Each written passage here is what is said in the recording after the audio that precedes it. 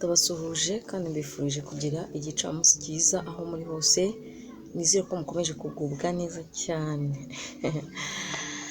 Guys rero abantu benshi bakunda kuvuga ngo urukundo rwarashize bitewe na situation abantu baba baragiye bahura nazo, byo birumvikana.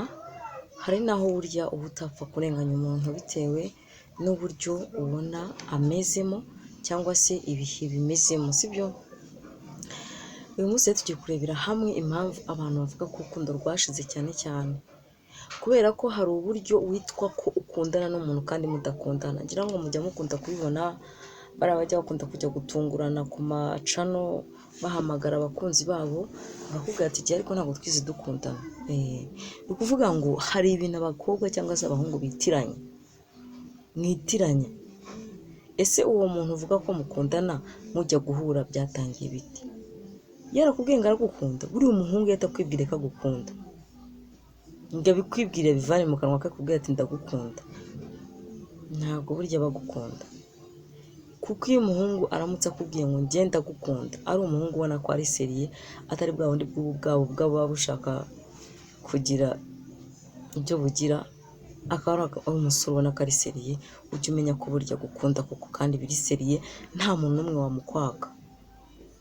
Ahubwo uzatungurwa cyane no gusanga abantu kenshi na kenshi bagira bate, bakora utuntu, tuvuge wenda umutipe murahuye akubwira ati sheri wanjye rero wantabaye ko numva ameze nabi, nawe ukamutabara kubera ubutabazi bwawe wifitiye muri wowe, mukaryamana. Ryangwamo murabyumva icyo ashaka kuvuga.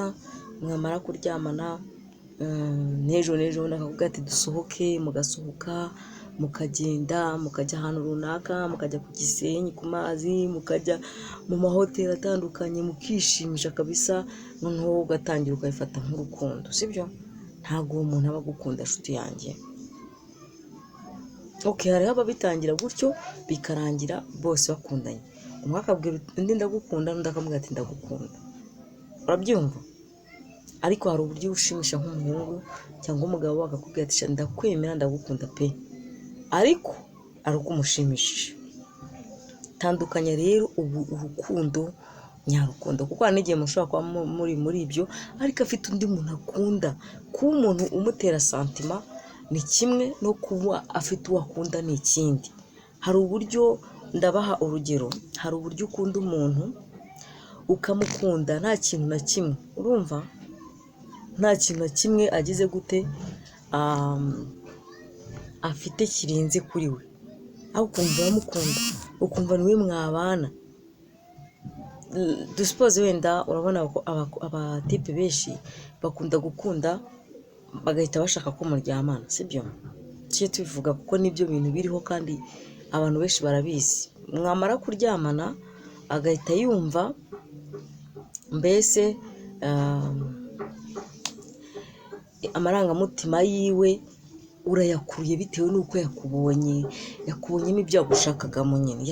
Ibyo yashakaga yabyumvishe muri wowe, yarangiza agahita yumva uramukuruye cyane nyine byatari.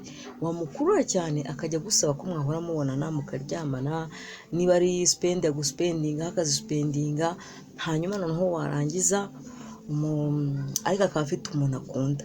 Uwo muntu wenda akunda ugasanga nta mavangingo agira, ntazi gutaka, ntazi kunyonga, ariko akumva muri we aramukunze. Bibaho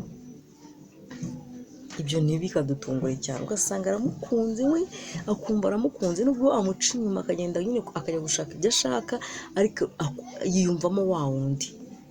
So rero ashobora kuzakubwira ati genda ndagukunda, ariko iyo ndagukunda yiwe ntumenye ahantu iturutse, ahubwo ikaba iturutse kuba umushimisha. Rero wamara kumushimisha ugahita uvuga uti uko biri kose buriya arankunda, buriya aranshaka, buriya anyitayeho, byahe ni ukubera ko umushimisha. Iyo uza kuba utamushimisha nawe ntabwo abagira gute, ntabwo aba akuvugisha. Bivuze ngo rero mumenye gutandukanya urukundo nyarwo n'urukundo rwo kubera ko hari profit umuntu agukeneyeho. Siko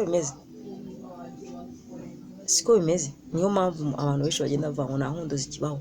Umuntu mushobora kubana muri ubwo buzima muryoshye mugira gute imyaka n'itanu igashira, wowe ukaba uzi ngo murakundana kandi mudakundana. mwige kuvugisha ukuri, mwige gusaba ukuri. Abakobwa wicarane n'umuhungu niba uzi ko mukundana, mwicarane umuganire, umubwire ati sheri ndajya nkubaza ikintu kandi ukimbwire, urankunda cyangwa ntabwo nkunda?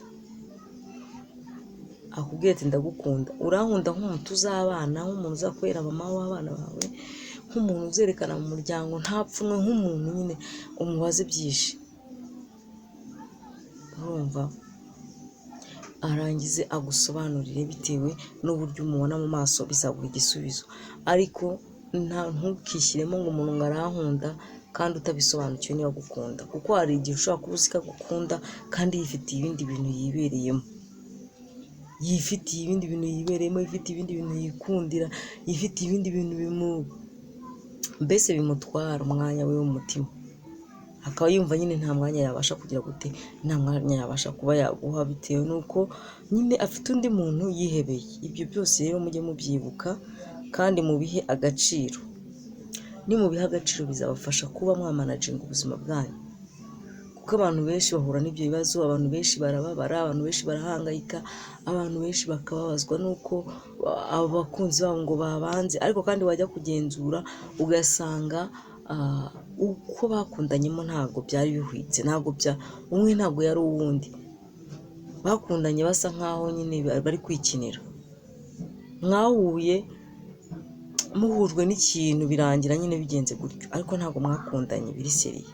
Ibyo rero tujye tubimenya noneho tubihe n'agaciro, tumenye ngo dukwiye kuba tugomba gusobanukirwa abantu turi kumwe nabo, amarangamutima yabo, ikiduhuza nabo, gituma buri muntu wese atekereza akavuga ati runaka gutya na gutya. Ibyo ngibyo nitubimenya tukabiha agaciro bizadufasha kuba abantu twagera kure,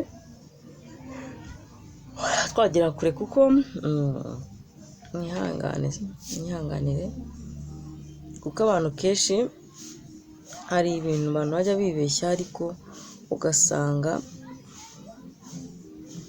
ntabwo ari sawa, sibyo? Ibyo rero iyo utabyibeshyeho ari byiza cyane, kandi bigufasha kuba wowe ubwawe wamenya ngo formule y'ubuzima bwanjye iteye itya, iya sheri wanjye iteye itya, noneho turakundana biririyo cyangwa ntabwo dukundana, ibintu n'ibyo ngibyo.